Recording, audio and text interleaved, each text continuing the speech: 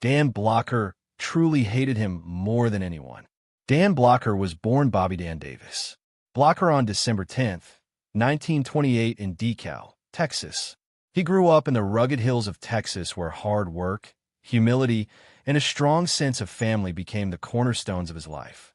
From his earliest days, he showed an uncommon blend of physical strength and gentle spirit, traits that would later define his most iconic screen role.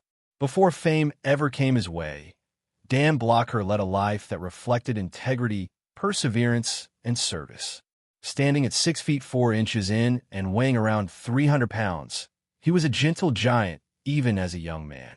His parents owned a small store in O'Donnell, Texas, and it was there that he learned the value of hard work and community. Blocker attended Texas Military Institute and later saw Ross State Teachers College, where he not only excelled academically, but also made a name for himself as a football player. His athletic ability and determination earned him the respect of his peers, and he graduated with a degree in English, later earning a master's degree in dramatic arts. These early experiences gave him a sense of discipline and passion that would shape both his personal and professional life. Before entering the entertainment world, Blocker served his country with pride. During the Korean War, he was drafted into the United States Army and served as an infantry sergeant. His time in the military instilled in him a deep respect for sacrifice, leadership, and courage. He often credited his wartime experiences with shaping his worldview and strengthening his empathy for others.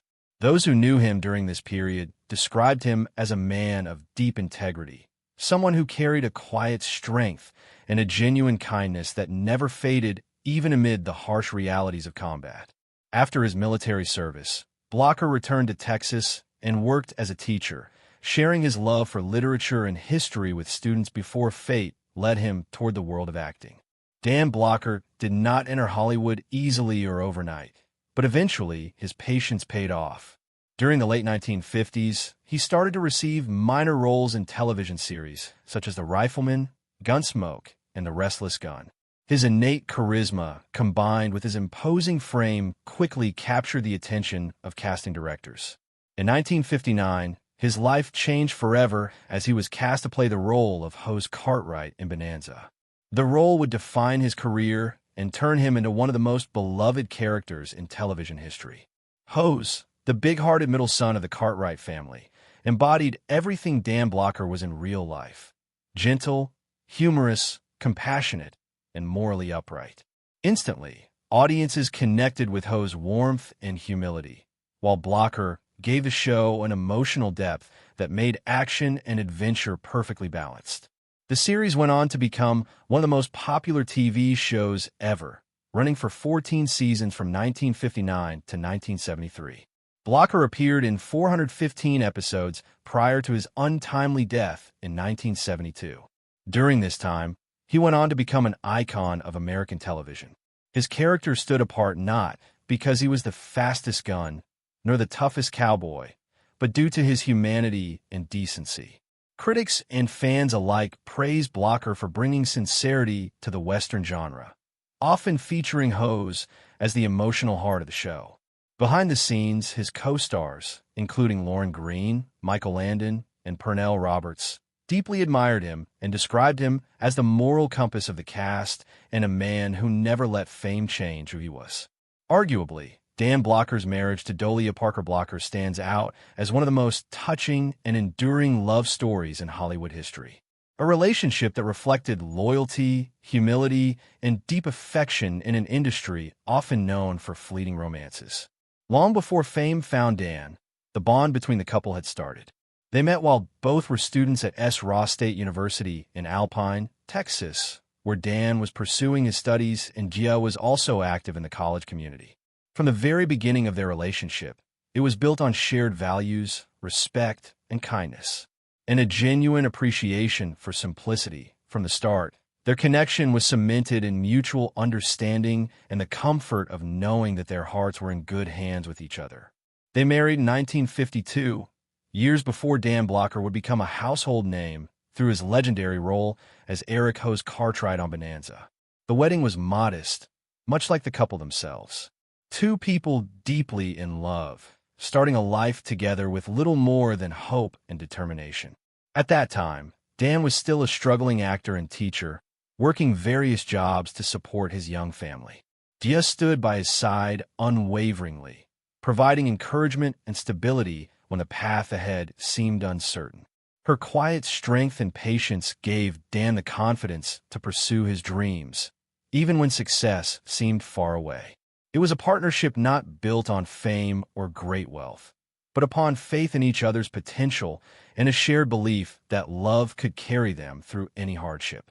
As Dan's acting career began to flourish in the late 1950s and soared with Bonanza in 1959, Dolia remained his anchor. Never had she sought the spotlight or attention for herself, preferring instead to focus on their home and children. So while Dan was on set for long hours filming the beloved Western series, Gia kept their family anchored down, making sure the children grew up with love, normally, and strong moral values. Friends and colleagues often mentioned that despite his fame, Dan Blocker remained remarkably humble and family-oriented, and that was largely a result of Gia's quiet influence. She was his confidant, his emotional center, and the person who reminded him of who he truly was beyond the fame and success. And their marriage produced 4 children, twin sons David and Dirk, and daughters Deborah Lee and Dana Lynn. The Blocker household was known for its warmth and laughter, and Dan often credited his wife with keeping that sense of balance. Even as his fame grew, he refused to let Hollywood change the way he treated his wife or family. He frequently spoke with deep affection for Dia, describing her as his greatest blessing and the love of his life. Theirs was a marriage that weathered the ups and downs of fame, long working hours, and the pressures of public life. Yet it never wavered. Dan's deep devotion to Dolphia was well known among his peers. He would often hurry home after shooting rather than attend industry parties, preferring to spend quiet evenings with his wife and children. In the world of television westerns, few series were as beloved as Bonanza. For over a decade, it captured the heart of America with its tales of the Cartwright family, led by Patriarch Ben and his 3 sons, Adam, Hose, and Little Joe. Behind the scenes, however, not everything was as harmonious as it seemed on screen. While Bonanza projected the image of a tight-knit frontier family, the real-life relationships among the cast were sometimes far more complicated. Among those, perhaps the most tense and emotionally charged was the one between Dan Blocker, who played the kind-hearted giant Eric Hose Cartwright, and Pernell Roberts, the intense and intellectual actor who portrayed Adam Cartwright. Dan Blocker, known for his warm, jovial nature and deep sense of loyalty to his colleagues, rarely harbored ill will toward anyone. A Texas-born former teacher and soldier, Blocker was a man of principle who valued teamwork and respect. Yet, even he found it hard to get along with Pernell Roberts. The tension between them wasn't about ego or competition for screen time. It was about conflicting personalities and values. Roberts was famously outspoken, often criticizing Bonanza's scripts and direction, which he viewed as shallow and formulaic. He wanted deeper storylines that challenged social norms, and he wasn't afraid to voice his frustrations loudly on set. Blocker, who believed in professionalism and loyalty to the show that made them famous, took Roberts' constant criticism personally. In one interview, Blocker once remarked, "Pernell thought he was smarter than the rest of us. And maybe he was, but that didn't give him the right to treat people like fools." He added that working with Roberts could be like walking on eggshells since Roberts often refused to rehearse lines he considered poorly written or beneath him. Blocker, who prided himself on being easygoing and cooperative, found such behavior disrespectful to the cast and crew. He would often say, "We're a family on this set, and a family doesn't tear each other down in front of outsiders." The philosophical divide between the two men only deepened as the seasons went on. Roberts wanted out of the series, feeling creatively trapped. Blocker, on the other hand, loved Bonanza and saw it as a rare opportunity to bring positive, wholesome entertainment to American homes. Roberts' disdain for the show's commercial success clashed sharply with Blocker's gratitude for it. Pernell thought Bonanza was too simple, too moral, too good-natured, Blocker once said. But that's what people needed, a little goodness in their lives. He couldn't see that. Despite their differences, both actors shared a deep commitment to authenticity in their performances. Roberts was a classically trained actor who approached each role with intensity, while Blocker relied on instinct and sincerity. The clash between intellect and heart became emblematic of their relationship and of the creative tension that fueled Bonanza itself. Behind the scenes, their arguments were sometimes heated but never violent. Yet Blocker's dislike for Roberts was well known among cast members. Michael Landon, who played Little Joe, once recalled that Dan tried to stay patient, but Purnell had a way of pushing people past their limits. When Roberts finally left Bonanza in 1965, Blocker reportedly felt both relief and sadness. "I never wished him ill," he said in an interview years later, "but I was glad to stop fighting." The departure restored peace on the set, and Blocker's good humor returned in full. Still, he couldn't completely let go of his resentment. He was a brilliant man, Blocker admitted, but he made everyone around him miserable. You can't build anything good out of bitterness. Ironically, time softened the edges of Blocker's anger. After leaving the show, Roberts pursued theater and stage work, continuing to speak out on social issues he cared deeply about. Though Blocker never reconciled with him personally before his own untimely death in 1972, he reportedly spoke of Roberts with a kind of weary respect in his later interviews. Maybe he was right to want more, Blocker once reflected, but he forgot to be thankful for what he already had. Their relationship remains one of the most fascinating behind-the-scenes dynamics in television history. A clash between two talented men who loved their craft, but couldn't bridge the gap between their opposing views of what it meant to be an artist.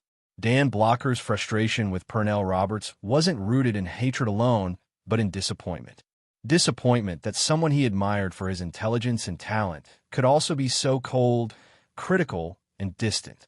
In the end, Blocker's legacy was one of warmth, generosity, and camaraderie, while Roberts's was one of independence and defiance. Both men left an indelible mark on Bonanza, but it was Blocker's big heart and his honest words that continue to resonate with fans decades later. As Blocker once summed it up in a straightforward way, "You don't have to like everybody you work with, but you should at least try to respect them." Purnell never gave us that chance. On May 13th, 1972, the world was stunned by the unexpected and heartbreaking death of beloved actor Dan Blocker. Best known for his unforgettable portrayal of Eric Hose Cartwright on the long-running television Western Bonanza. At just 43 years of age, Blocker's death in Englewood, California, was a void not merely in the entertainment world, but also in the hearts of millions of loyal fans who grew to love his personal warmth, his humor, and his humanity, both in front of and away from the screen. An official cause of death identified the complications as arising from a pulmonary embolism, the sudden and fatal blockage of an artery to the lungs that occurred following what had been expected to be a routine gallbladder surgery at Daniel Freeman Memorial Hospital. According to reports at the time, Blocker had gone into the hospital for a standard medical procedure, something neither he nor his doctors viewed as life-threatening. But complications arose following the operation when a blood clot formed and traveled to his lungs, cutting off the oxygen supply, leading to cardiac arrest. The news was confirmed by his family and later detailed by news outlets which reported somberly. Blocker went into the hospital for gallbladder surgery, developed a blood clot in his lung, and died. This simple statement captured the shocking suddenness of his passing, an event which seemed almost incomprehensible given Blocker's image as a hearty, larger-than-life figure whose good-natured spirit had come to symbolize the moral heart of Bonanza. His death was not only a crushing personal loss for his wife Dolphia Parker Blocker and their 4 children, David, Deborah, Dana, and Dirk Blocker, the latter following in his father's footsteps as an actor, but also a moment of mourning for his extended Bonanza family. This cast and crew included Lauren Green, Michael Landon, and Purnell Roberts, and reportedly was deeply affected. Green, who played patriarch Ben Cartwright, reportedly broke down upon hearing the news, calling it the end of an era. Michael Landon, who had been especially close to Blocker, was inconsolable and later rewrote parts of Bonanza to reflect the profound loss of his dear friend and co-star.